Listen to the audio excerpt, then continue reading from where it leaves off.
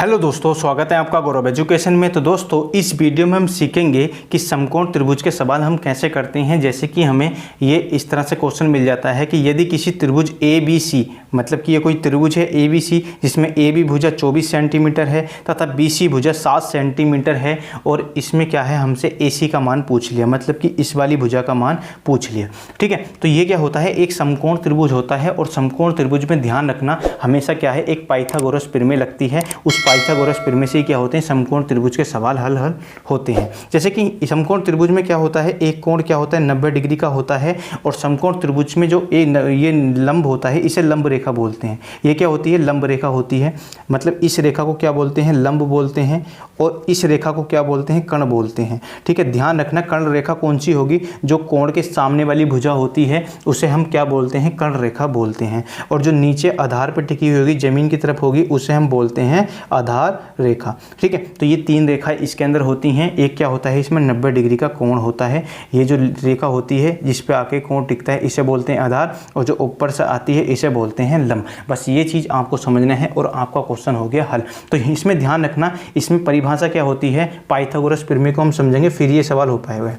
Pythagoras, ठीक है, Pythagoras प्रमेय होती है। इस प्रमेय पे ही क्या होते हैं, सवाल हल होते हैं। पाइथागोरस प्रमेय क्या होती है, तो इससे हम थोड़ी डेफिनेशन समझते हैं। तो पाइथागोरस प्रमेय होती है किन्हीं दो भुजाएं, मतलब कि कौन सी, लंब और आधार के वर्ग, इनका मतलब स्क्वायर करके वर्गों का योग तीसरी भुजा किसके, कर्ण के वर्ग के बराबर होती है। इसे हम लिख के समझते हैं। जैसे कि यहाँ पे होता है कि कर्ण का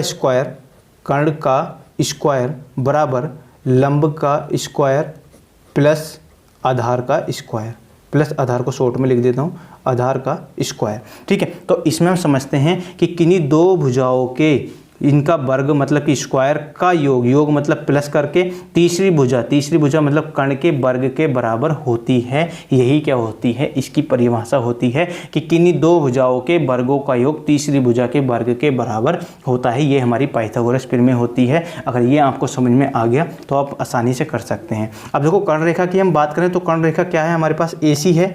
AC का स्क्वायर बराबर लंब रेखा क्या है हमारे पास, तो लंब रेखा AB है लंब रेखा, प्लस आधार क्या है हमारे पास, BC है। आधार का नाम क्या है, BC है। आधार रेखा नाम BC है। अब देखो, इसमें क्या करेंगे, इनका स्क्वायर है तो इस स्क्वायर को हटा के इधर क्या लगा देंगे, हम अंडर रूट लगा देंगे। ठीक है, तो AC बराबर कितना हो जाएगा, तो ये हो जाएगा अंडर रूट AB का स्क्वायर, क्योंकि इधर स्क्वायर हटाया, इधर हमने अंडर रूट चढ़ा दिया, प्लस VC का स्क्वायर। अब जो इनके मान है, क्योंकि AC तो हमें निकालना है ना, तो AC हमें निकालना है, तो हम क्या, जो AB का मान है वो रख देंगे। AB और BC के जो मान है उन्हें हम रख देंगे। तो AB का मान कितना है, तो AB बराबर यहाँ पे दिया है 24 सेंटीमीटर, तो 24 का स्क्वायर, प्लस BC बराबर कितना दिया है, 7 सेंटीमीटर, तो 7 का स्क्वायर।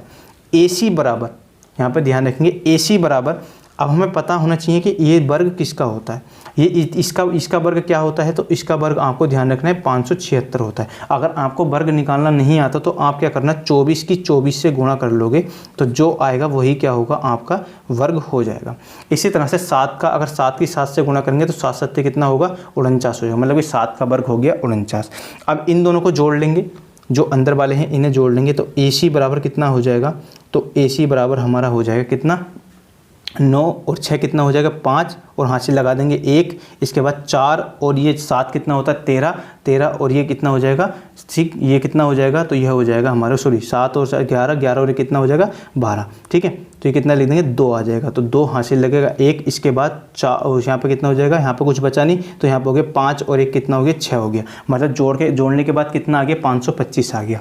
अब ध्यान रखना, 525 को हम क्या लिख सकते हैं, देखो 525 हमें पता होना चाहिए कि 525 जो होता है वो 25 का वर्ग होता है। अगर आप 25 की 25 से गुणा करोगे तो आपको क्या मिलेगा, 525 हमें मिल जाएगा, क्योंकि 525 क्या होता है, 25 का वर्ग स्क्वायर होता है। ठीक है, इसके बाद ये कितना हो जाएगा, तो इसे हम लिख सकते हैं 25 गुणा के 25। ठीक है, 25 गुणा के 25, या हम इसे ऐसे भी लिख सकते हैं 25 का स्क्वायर, 25 का स्क्वायर। अब जब स्क्वायर तो इससे हम इसे काट सकते हैं, ठीक है, इससे हम इसे स्क्वायर को काट सकते हैं। तो AC बराबर कितना आ जाएगा हमारे पास, क्या आ जाएगा 25, ठीक है। या हम जोड़े में से एक बाहर भी निकाल सकते हैं, ऐसे भी समझ सकते हैं, या स्क्वायर लगा के भी हम समझ सकते हैं। तो इसका क्या हो जाएगा, AC भुजा हमारी कितनी हो जाएगी, तो AC भुजा हमारी हो जाएगी 25 सेंटीमीटर। मतलब कि इस कर्ण का मान कितना आ जाएगा, इस वाली भुजा का मान आ जाएगा 25 सेंटीमीटर। और यही क्या है, इस वाले क्वेश्चन का आंसर हमारा हो जाएगा। तो उम्मीद है आपको ये समकोण त्रिभुज के सवाल करना आ गया होगा। आया हो तो वीडियो को लाइक कीजिए और चैनल को सब्सक्राइब कीजिए और बेल आइकन को प्रेस भी कर दीजिए, ताकि इस तरह की वीडियो का नोटिफिकेशन आपको टाइम से मिल सके। तो दोस्तों इस वीडियो में इतना ही, अगली वीडियो मिलेंगे किसी नई ट्रिक के साथ। तब तक के लिए जय हिंद, जय भारत, वंदे मातरम। स्वस्थ रहिए, मस्त रहिए।